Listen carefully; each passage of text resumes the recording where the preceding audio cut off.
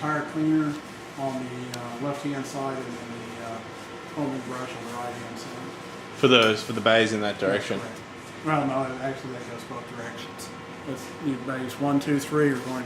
I look at everything like the front of the car wash. It's 1, 2, 3, 4, 5, 6. Like there is 1, 2, 3, 4, 5, 6, and then same thing there. It's 1, 2, 3, 4, 5, 6, and then it starts on the air side and it starts all over again. So anytime you activate, you'll be activating. I'll use this high-tech pointer. You'll activate that liquid side. This is bay number 1, and then the air side. This is bay number 1. This will be for your I believe this is your foaming brush over here, and then the same way over here. This is bay number 1 here for your tire cleaner, and then this is bay number 1 for your tire cleaner. Being liquid on this side here, no air on this side, because see your air regulators are here. So you have your air on this side and then your liquid over here. And what's this unit here? Don't look at that. Don't look at that. Those are typically stainless steel tanks. Those the tanks that were in here, they built them out of PVC. Right. When I purchased the site, I didn't see any reason to change those. And is this the osmosis, the water softener? Yeah.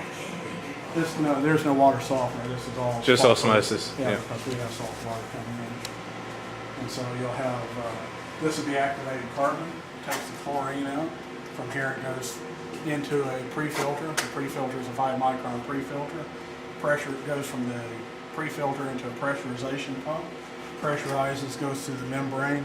The membrane is 4 inch by 40 inch, which is capable of about 1,500 gallons per day. The water flow goes into the membrane here. Permeate, which is your filtered water, comes out here and goes into the polytank. Polytank is your reservoir for spot-free water, and then your reject water goes back in its recirculation system. And so I'll recirculate about 50% of it goes back through the system. The rest goes to drain. So and what about for every 2 gallons that we pump through the system, we actually end up with 1 gallon of permeate spot-free water. Right. Which, if you don't do the recirculation, is 3 gallons through the system, and you end up with 1 gallon. Okay. So you might as well do the recirculation. You try to. And what's the system here? These are the hot water tanks, and if you look at the plumbing on these, we come in through the cold, out through the hot, back into this system. And so if you only have 1 bay operating, this system does most of the work. If the system kicks up where you do a lot more bays, a lot more demand on hot water, both systems kick in, so it makes it a little higher efficiency. Both of these are 75 gallon, 75,000 BTU natural gas units. Normal water temperature that I run on these is about 105 degrees. A good rule of thumb is if you can put your hand in the hot water tank and leave it there, it's not too hot. If you can't leave it there, it's too hot, and it starts taking seals out on your pump. This is a surge tank, so if you have on or off on your solenoids, it reduces your hammer. This is a large surge tank, but it just happened to be at this site when I bought it. Normally a 5-gallon tank's all you need. Like I said, there's quite a bit here that you don't need, but when I purchased the site, a lot of it was done this way. You look at the site, the equipment room, this room could have been much, much smaller. You could have easily built this room 8 feet by 20 feet and had all the room you needed. I think it's a 16 by 20 feet.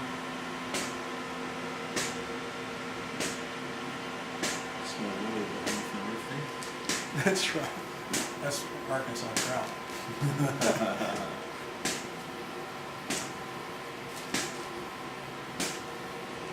And that's like the air compressor, the cheap air compressor I talked about, builder supply. Yeah. That's what we buy those. And the cost on those around $500. And if I try to buy a compressor, just the head of the compressor is $500. So it's much cheaper to buy these throwaway units. I have a problem with that unit, I throw it away and just go buy another $500 unit. This site, I said in general terms, it's around $8,000 to $9,000 a month.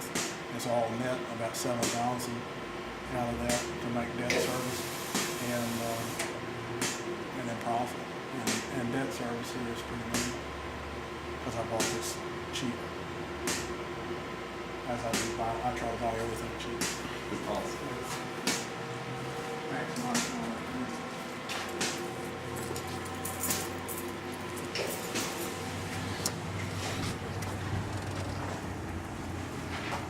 So do you go through any sort of installation process to buy out the cash How's it receipts? Good yourself? Pretty good. Too good. Nice car you got over there. Wish it was mine.